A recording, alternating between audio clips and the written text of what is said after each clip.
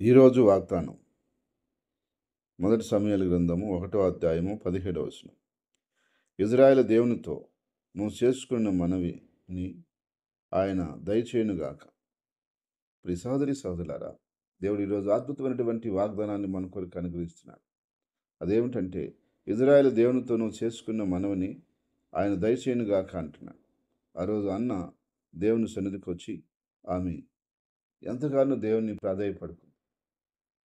ఒక బిడ్డనిమ్మని అడిగింది, దేవుడు ఇవ్వలేదు. కానీ తర్వాత దేవుని ఆలోచన గ్రహించి, ఒక బిడ్డని నాకు ఇస్తే నేను ఆ బిడ్డని నీ పరిచర్య కొరకు నాజీరుగా ప్రతిష్ఠిస్తాను.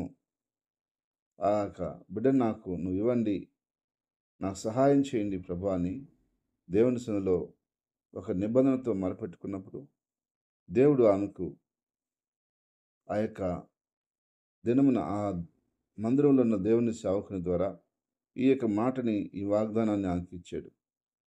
అదే ప్రకారంగా ఆమె గర్భాన్ని పొందుకొని చక్కని కుమారుని కని ఆ బిడ్డను దేవునికి ఇచ్చి ప్రవక్తగా చేయగలిగింది. ఈరోజు నా ప్రియ సహోదరి సహోదరుడా, నీవు కూడా దేవునితో చుట్టి ప్రార్థన కాకుండా ఒక నిబంధనతో, ఒక తీర్మానంతో దేవుని దగ్గర ప్రార్థన చేసినట్లయితే దేవుడు నీ మనవి కూడా ఆయన ఆలకిస్తున్నాడు. నువ్వు దేవునితో చేసుకున్న మనవిని దేవుడు నీకు దయచేస్తున్నాడు.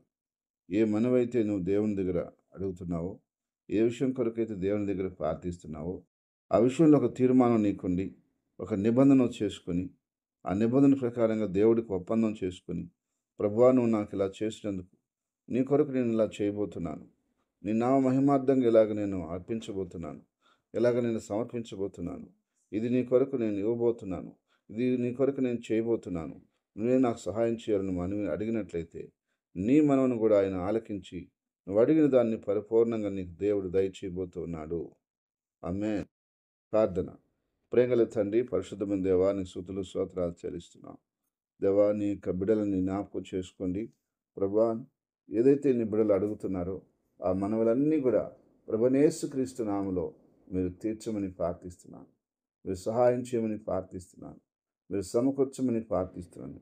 మీ ఆత్మ చేత నీ ప్రజలకు ఏ కొదువు లేకుండా బిడలు చేసుకున్న ప్రతి మనవి, ప్రతి యొక్క విన్నపమును ఆలకించి నీ గొప్ప మేలు, గొప్ప సంతోషం, గొప్ప సమాధానం, గొప్ప ఆశీర్వాదాలు దయచేయమని, ఏ కీడు శోధనలో పడుకుని తప్పించమని ఆయన అన్ని విషయాల్లో నీ ప్రజలకు కాదు సంతోష సమాధానాలు దయచేయండి. ఈరోజు పుట్టినరోజు నివాహనను జరుపుకునే వ్యక్తుల్ని, బిడ్డల్ని, కుటుంబాన్ని పేరు పేరును ఆస్వాదించి బలపరిచి దీవించమని యేసుక్రీస్తు నామములో ప్రార్థించి అడిగేడుకుంటున్నాను తండ్రి. ఆమేన్.